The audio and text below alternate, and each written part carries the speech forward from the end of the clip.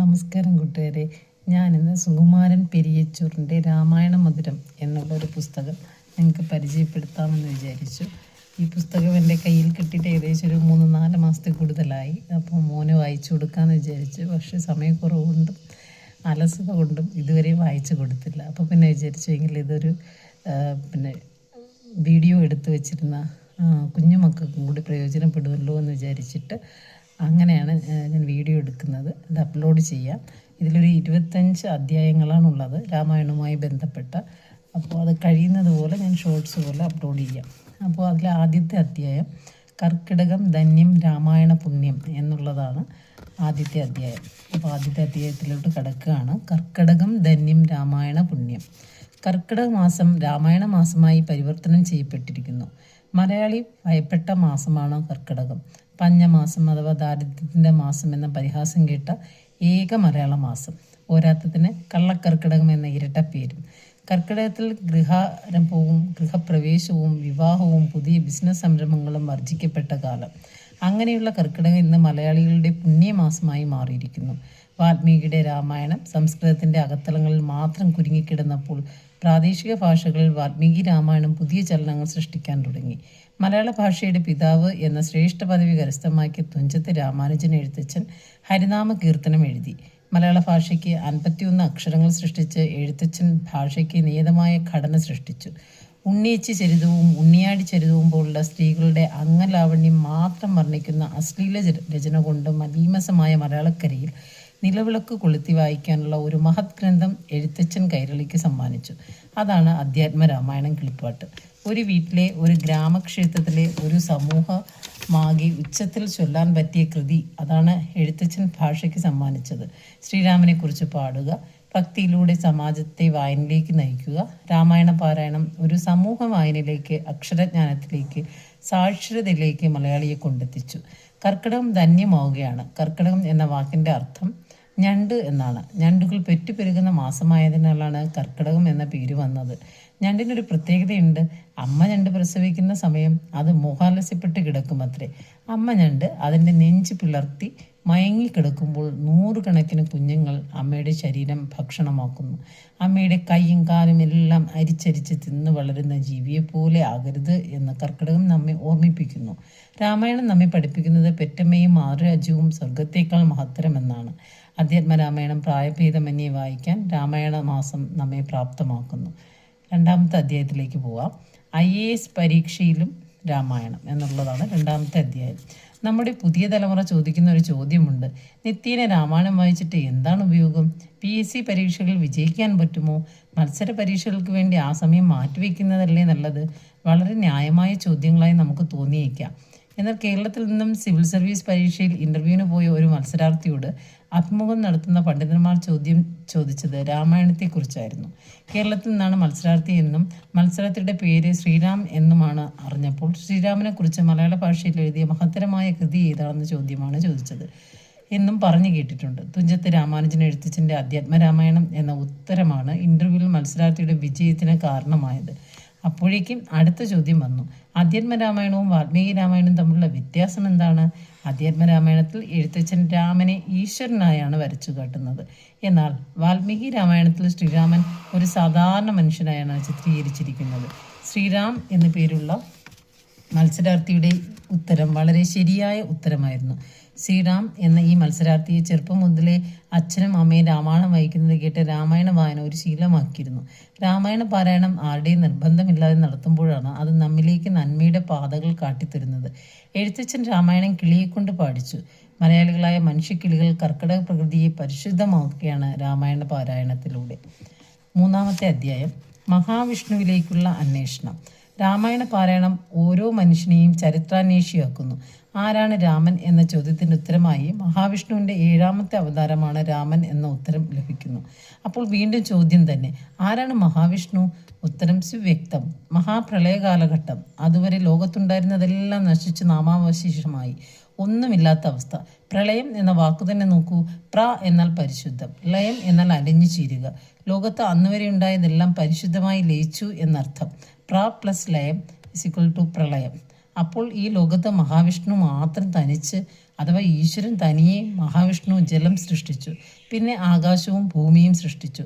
കുറേ കാലം കഴിഞ്ഞു തൻ്റെ പൊക്കിൾക്കൊടിയിൽ നിന്നും താമരപ്പൂവ് സൃഷ്ടിച്ചു. ആ താമരയിൽ ബ്രഹ്മാവ് പിറന്നു. ഒരിക്കൽ മധു എന്നും കൈഡഫൻ എന്നും പേരുള്ള 2 രാക്ഷസന്മാർ ബ്രഹ്മാവിനെ ആക്രമിക്കാൻ ചെന്നു. ബ്രഹ്മാവ് തപസ്സിലായിരുന്നു. അപ്രതീക്ഷിതമായി മധുകൈഡഫന്മാരുടെ ആക്രമണത്തിൽ നിന്നും രക്ഷപ്പെടാൻ ബ്രഹ്മാവ് വെള്ളത്തിൽ ചാടി. സമുദ്രത്തിൻ്റെ ആഴത്തിലൂടെ ഓടിയിട്ട് ചെന്നപ്പോൾ അഗാധ നീലിമയിൽ കിടന്നുറങ്ങുന്ന ഒരു മഹാപുരുഷനെ ബ്രഹ്മാവ് കണ്ടു. ആ മഹാപുരുഷൻ മഹാവിഷ്ണുവായിരുന്നു. മഹാവിഷ്ണുവിൻ്റെ പൊക്കിൾക്കൊടിയിൽ നിന്നാണ് താനുണ്ടായതെന്ന് ബ്രഹ്മാവ് തിരിച്ചറിഞ്ഞു. ബ്രഹ്മാവ് തൻ്റെ കരുത്തിൻ്റെ ഉറവിടം കണ്ടെത്തി. മധുകൈഡഫന്മാരെ സംഹരിച്ചു. മഹാവിഷ്ണു സംപ്രീതനായി. ബ്രഹ്മാവിന് സൃഷ്ടി നടത്താനുള്ള അനുവാദവും കൊടുത്തു. ബ്രഹ്മാവ് ആദ്യം സപ്തർഷികളെ സൃഷ്ടിച്ചു. പിന്നീട് ജീവജാലങ്ങളെ സൃഷ്ടിച്ചു. വാൽമീകി മഹർഷി തൻ്റെ സർഗസൃഷ്ടിയിലൂടെ വിഷ്ണുവിൻ്റെ വംശപരമ്പരയിലെ 51-ാമനായ ദശരഥപുത്രനായ രാമൻ്റെ കഥയിലൂടെ യഥാർത്ഥ മാനവൻ്റെ ചരിത്രം മാതൃകയായി കാവ്യരൂപത്തിൽ എഴുതി. ലോകത്തിലെ ആദ്യ മഹാകാവ്യം. ഈ 51-ൽ നിന്നാണ് ഭാഷയ്ക്ക് 51 അക്ഷരങ്ങളായി ക്ലിപ്തപ്പെടുത്തിയത്. 51 അക്ഷരങ്ങൾ ഓരോന്നും വിഷ്ണുവിൻ്റെ വംശപരമ്പരയെ ഓർമ്മപ്പെടുത്തുന്നു എന്ന് വ്യാഖ്യാനിക്കാം. ലോകത്തെ ആദ്യ സർഗസൃഷ്ടിയിലെ നായകൻ രാമനായി. രാമൻ എന്നാൽ മഹാവിഷ്ണു തന്നെ. 51 അക്ഷരങ്ങളുടെ മനുഷ്യനെ പരിശുദ്ധമാക്കുന്നു. ആ പരിശുദ്ധിയിലേക്കുള്ള സർഗപരമായ യാത്രയാണ് രാമായണ വായന. 3-ാമത്തെ അധ്യായം, വിഷ് യു എ ഹാപ്പി കർക്കിടകം. മലയാളികൾ ഏറ്റവും കൂടുതൽ ഉപയോഗിക്കുന്ന ഒരു ഇംഗ്ലീഷ് പ്രയോഗമാണ് wish you A happy birthday. ഇനി നമുക്ക് രാമായണ മാസം വിഷ് യു എ ഹാപ്പി കർക്കിടകം എന്ന് അഭിസംബോധന ചെയ്യാം. കാരണമുണ്ട്. വിഷ് എന്ന ഇംഗ്ലീഷ് വാക്കിലുണ്ട് വിഷ്ണു. വിഷ് എന്ന സംസ്കൃത ധാതുവിൽ നിന്നാണ് വിഷ്ണു എന്ന വാക്കുണ്ടായത്. വിഷ് എന്ന വാക്കിൻ്റെ അർത്ഥം ചുവട് വയ്ക്കുക, വ്യാപിക്കുക, സക്രിയമാക്കുക എന്നൊക്കെയാണ്.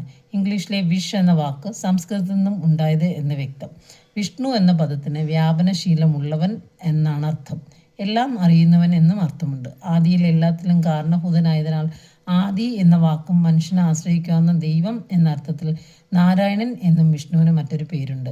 ത്രിഗുണങ്ങൾ 3 സത്വ, രജ, തമോ ഗുണങ്ങൾ. അതിൽ ഏറ്റവും ശ്രേഷ്ഠ ഗുണമായ സാത്വിക ഗുണമാണ് മഹാവിഷ്ണുവിനുള്ളത്. മഹാവിഷ്ണു പരിപാലനം അഥവാ സ്ഥിതിയെ പ്രതിനിധീകരിക്കുന്നു. നാരം അഥവാ ജലത്തിൽ സ്ഥിതി ചെയ്യുന്നതിനാൽ നാരായണൻ എന്ന പേരും വന്നു. മഹാവിഷ്ണുവിൻ്റെ നാഭിയിലെ താമരയിൽ നിന്നും ബ്രഹ്മാവ് ജനിച്ചു. ബ്രഹ്മാവിൻ്റെ ഭൂമധ്യത്തിൽ നിന്നും ശിവനും ജനിച്ചു. വൈകുണ്ഠമാണ് മഹാവിഷ്ണുവിൻ്റെ വാസസ്ഥലം. വൈകുണ്ഠം എന്നാൽ ദുഃഖങ്ങളില്ലാത്ത ലോകം എന്നാണ് വിവക്ഷ. നിലനിൽപ്പിന് ഐശ്വര്യം വേണമെന്നതിനാൽ ഐശ്വര്യദേവിയായ മഹാലക്ഷ്മിയാണ് വിഷ്ണുവിൻ്റെ പത്നി. വിഷ്ണുവിനെ പ്രാർത്ഥിക്കാനുള്ള മന്ത്രം ഓം നമോ നാരായണായ നമഃ, ഓം നമോ ഭഗവതി വാസുദേവായ എന്നാണ്. ഋഗ്വേദത്തിൽ ദേവന്മാരുടെ മുഖ്യ നായകൻ ഇന്ദ്രനാണ്. വേദകാലഘട്ടത്തിൽ ഇന്ദ്രൻ്റെ സഹായി മാത്രമാണ് വിഷ്ണു. വിഷ്ണു 3 കാൽവയ്പ്പുകൾ കൊണ്ട് 3 ലോകം സൃഷ്ടിച്ചു. അതിനാൽ ത്രിവിക്രമൻ എന്ന പേരും ലഭിച്ചു. വേദകാലഘട്ടത്തിന് ശേഷമാണ് വിഷ്ണു പ്രധാന ആരാധനാമൂർത്തിയായി മാറുന്നത്. കാരണം വേദങ്ങൾ സാധാരണക്കാരായ ജനങ്ങൾക്ക് പഠിക്കാൻ ദുർഗ്രാഹ്യമായിരുന്നു. സാധാരണ ജനങ്ങളെ ആകർഷിക്കാൻ വാൽമീകി മഹർഷി 4 വേദങ്ങളെ വിഷ്ണുവിൻ്റെ 7ാമത്തെ അവതാരമായ ശ്രീരാമൻ്റെ ജീവിതകഥ കാവ്യമാക്കി മാറ്റി. രാമായണം എന്ന 4 അക്ഷരങ്ങൾ ഋക്ക്, സാമം, യജുർ, അഥർവണം എന്നിവ ചേർന്നാണ് ഉണ്ടായതെന്ന് ചില പണ്ഡിതർ അഭിപ്രായപ്പെടുന്നു. ഏതായാലും ഒരു കാര്യം വ്യക്തമാണ്, രാമായണം വേദങ്ങളുടെ അന്തസത്ത ചേർന്ന ഒരു മഹത്തായ ലോകോത്തര കൃതിയാണ്. അതിനെ മലയാളികൾ ആധ്യാത്മിക രാമായണ പാരായണത്തിലൂടെ രാമമന്ത്ര മുഖരിതമാക്കുന്നു ഈ പുണ്യമാസത്തിൽ. വിഷ് യു എ ഹാപ്പി കർക്കിടകം. രാമകഥ പറയുന്നത് ശിവൻ കേൾക്കാൻ പാർവതി. അടുത്ത അധ്യായമാണ്. ടൈറ്റിൽ രാമകഥ പറയുന്നത് ശിവൻ കേൾക്കാൻ പാർവതി. കഥ എന്നാൽ ബുദ്ധി എന്നാണ് മലയാളത്തിലുള്ള അർത്ഥം. ഓരോ കഥയും ഓരോ ബോധോദയമാണ്, ഓരോ ബുദ്ധിയാണ്. കഥ ആദ്യം പറഞ്ഞത് സകല കലയുടെയും രാജനായ നടരാജനാണ്. കഥ കേൾക്കാൻ ഏറ്റവും ഇഷ്ടം പാർവതിക്കാണ്. പരമശിവൻ കഥ പറഞ്ഞുകൊണ്ടേയിരിക്കും. ആരും കേൾക്കാത്ത കഥ പറഞ്ഞു തരണമെന്ന് പാർവതീദേവി. പരമശിവന്റെ മടിയിൽ തലചായ്ച്ച് പാർവതീദേവി ഓരോ പുതിയ കഥകളും ശിവനിൽ നിന്ന് കേട്ടുകൊണ്ടേയിരിക്കും. കഥയുടെ രസച്ചരടിനായി പാർവതീദേവി മൂളിക്കൊണ്ടേയിരിക്കും. മൂള നിന്നാൽ കഥ കേട്ട് ശ്രീ പാർവതി ഉറങ്ങിയെന്നർത്ഥം. ഒരിക്കൽ പാർവതീദേവിയുടെ മൂള നിൽക്കുന്നേയില്ല. മൂളയിൽ ചെറിയൊരു വ്യത്യാസം. ശിവൻ സംശയമായി. ശിവന്റെ ഏറ്റവും പുതിയ കഥ കേൾക്കാൻ പുഷ്പദത്തൻ എന്ന അരിവയ്പ്പുകാരൻ ഒളിച്ചിരിക്കുന്നുണ്ടായിരുന്നു. ഒളിച്ചിരുന്ന കഥ കേട്ടതിന് പരമശിവൻ പുഷ്പദത്തനെ സ്നേഹബുദ്ധിയ ശകാരിച്ചു. പിന്നെ ശപിച്ചു, കാലങ്ങൾ കഴിയുമ്പോൾ നീ ഗുണാഠ്യനായി ജനിക്കും, നാട്ടുകാർക്ക് കഥകൾ പറഞ്ഞെടുക്കുമെന്നരില്ലേ. ആ ഗുണാഠ്യനാണ് കഥാസരിത്ത് സാഗരം സോമദേവ ഭട്ടന് പറഞ്ഞു കൊടുത്തതും കഥയുടെ മഹാപ്രവാഹം സൃഷ്ടിച്ചതും. കഥാസരിത്ര സാഗരത്തിൽ കഥ പറയുന്നതിന് മുൻപ് പരമശിവൻ പാർവതി ദേവിക്ക് പറഞ്ഞു കൊടുത്ത കഥയാണ് രാമന്റെ ജീവിതകഥ. അത് വാൽമീകി മഹർഷിയുടെ തൂലികയിൽ രാമായണമായി. പാർവതിക്ക് എന്നും കേൾക്കാൻ കൊതിക്കുന്ന കഥ രാമന്റെ കഥയാണ്. ആധ്യാത്മരാമായണം കിൽപ്പാട്ടിൽ എഴുത്തച്ഛൻ ഉമാമഹേശ്വര സംവാദം എന്ന ശീർഷകത്തിൽ രാമായണം ആരംഭിച്ചിരിക്കുന്നു. എന്തൊരു മഹത്തരമായ ശീർഷകം! ഒരു കുടുംബത്തിലെ സ്ത്രീയാണ് പ്രഥമ സ്ഥാനം അലങ്കരിക്കേണ്ടത് എന്നാണ് ഉമാമഹേശ്വര സംവാദം എന്ന ശീർഷകം ബോധ്യപ്പെടുത്തുന്നത്. കാരണം ഉമ എന്നാണ് ശീർഷകം തുടങ്ങുന്നത്. ഉമ എന്നാൽ പാർവതി. ആദ്യ പരിഗണന സ്ത്രീക്ക് തന്നെ. പാർവതി പരമശിവനോട് വിനയപൂർവ്വം പറയുകയാണ്, എന്നോട് അങ്ങേക്ക് കാരുണ്യമുണ്ടെങ്കിൽ ശ്രീരാമ ദൈവതത്വം ഉപദേശിച്ചിടണം. പാർവതിയുടെ അപേക്ഷ പരമശിവൻ ശിരസ വഹിക്കുകയാണ്. ശിവൻ പറയുന്നു, നിന്നോളം ആർക്കുമില്ല ഭഗവത് ഭക്തിനാഥി. ഇതിനു മുമ്പ് ആരും എന്നോട് ഈ കഥ ചോദിച്ചില്ല. നിന്നാണേ സത്യം, ഈ കഥ ആരെയും ഇതുവരെ ഞാൻ കേൾപ്പിച്ചിട്ടുമില്ല. പരമശിവനും പാർവതിയും ജീവിത മാതൃകയാക്കി ആരാധിക്കുന്ന ശ്രീരാമദേവനെ ഭഗവാൻ ശിവൻ തന്നെ ലോകത്തിന്റെ മുമ്പിൽ രാമകഥ അവതരിപ്പിക്കുന്നു. ഈശ്വരനും തമ്മിൽ ഒരു അഭിമുഖം. അതാണ് രാമായണം. അടുത്ത അധ്യായം, രാമൻ ഒരു ചരിത്ര പുരുഷൻ. പ്രസിദ്ധ ചരിത്രകാരനായ അർണോൾഡ് ടോയൻബി പറയുന്നത് മനുഷ്യവംശത്തിൻ്റെ അനുഭവങ്ങളാണ് ചരിത്രമെന്നാണ്. ഭാരതീയരുടെ ഒരു പ്രത്യേകത, അവർ ചരിത്രത്തെക്കാളും കെട്ടുകഥയിൽ ഭ്രമിച്ചവരായിരുന്നു. അതുകൊണ്ട് തന്നെ നാം ചരിത്രത്തെ ചരിതമാക്കി മാറ്റിക്കളഞ്ഞു. ശ്രീരാമൻ ഒരു ചരിത്ര പുരുഷൻ എന്നതിനേക്കാൾ ഇതിഹാസ പുരുഷനായി കാണാനാണ് നമുക്കിഷ്ടം. ക്രിസ്തു ജനിച്ചിട്ട് 2024 വർഷങ്ങളായി എന്ന് നമുക്കറിയാം. മുഹമ്മദ് നബി ജനിച്ചത് AD 571 ഏപ്രിൽ 20 ആണെന്ന് നമുക്ക് കൃത്യമായി അറിയാം. പക്ഷേ ശ്രീരാമൻ്റെ ജനനം നാം മനസ്സിൽ കുറിച്ചിട്ടില്ല. ക്രിസ്തുവിന് മുൻപ് 1300-നും 1200-നും ഇടയിലാണ് ശ്രീരാമൻ്റെ ജനനകാലം എന്നാണ് പൊതുവെ കരുതുന്നത്. അതായത് 3500 വർഷം മുൻപാണ് ശ്രീരാമൻ ഭാരതത്തിൽ ജീവിച്ചിരുന്നത്. ചരിത്രത്തിൽ ഈ കാലഘട്ടത്തെ വെങ്കലയുഗം എന്നാണ് അറിയപ്പെടുന്നത്. ഋഗ്വേദം രചിക്കപ്പെട്ട കാലമായതുകൊണ്ട് ഈ കാലഘട്ടത്തെ ഭാരത ചരിത്രത്തിൽ വേദകാലം എന്നും അറിയപ്പെടുന്നു. ഋഗ്വേദത്തിൽ രാമനെക്കുറിച്ച് പരാമർശിക്കുന്നുണ്ട്. രാമസഹോദരനായ ലക്ഷ്മണനെക്കുറിച്ചും ലക്ഷ്മണപുത്രനായ ധന്യനെക്കുറിച്ചും ഋഗ്വേദത്തിൽ പരാമർശിക്കുന്നുണ്ട്. ചുരുക്കത്തിൽ രാമൻ അയോധ്യ ഭരിച്ച ഒരു ശ്രേഷ്ഠനായ രാജാവായിരുന്നു എന്നതാണ് ചരിത്രം വ്യക്തമാക്കുന്നത്. ശ്രീരാമന്റെ അയോധ്യയിലെ കുട്ടിക്കാലം 15 വയസ്സ് വരെ കളിച്ചു തിമിർത്ത് നടന്നിരുന്നു എന്നാണ് വാൽമീകി രാമായണം പറയുന്നത്. അയോധ്യയിൽ വിശ്വാമിത്രന്റെ വരവാണ് ദശരഥന്റെ മനസുഖം കെടുത്തുന്ന ആദ്യ രംഗം. യാഗരക്ഷയ്ക്ക് കിശോരപ്രായമുള്ള രാമനെ വിശ്വാമിത്രൻ ആവശ്യപ്പെടുമ്പോൾ മകനെ ഒഴിവാക്കി കിട്ടാൻ ദശരഥൻ പറയുന്നത് നോക്കാം. രാമന് 16 തികഞ്ഞില്ല. അതിനു മുൻപേ അപ്പോൾ ഒരു കാര്യം വ്യക്തമാണ്, വിശ്വാമിത്രൻ ശ്രീരാമനെ അയോധ്യയിൽ നിന്നും കാട്ടിലേക്ക് കൊണ്ടുപോകുമ്പോൾ തത്വത്തിൽ 16-കാരനാണ് രാമൻ.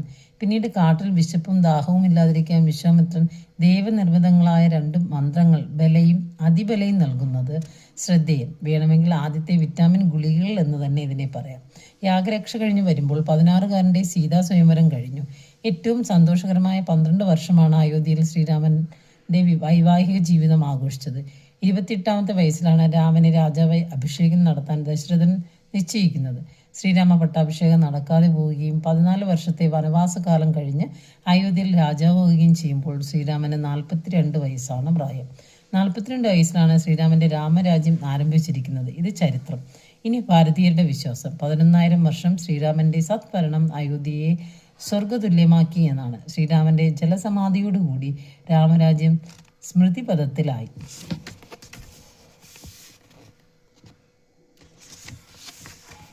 6 അധ്യായം ഇവിടെ പൂർത്തിയായിട്ടുണ്ട്. അടുത്തത് നമുക്ക് അടുത്ത വീഡിയോയിൽ കാണാം.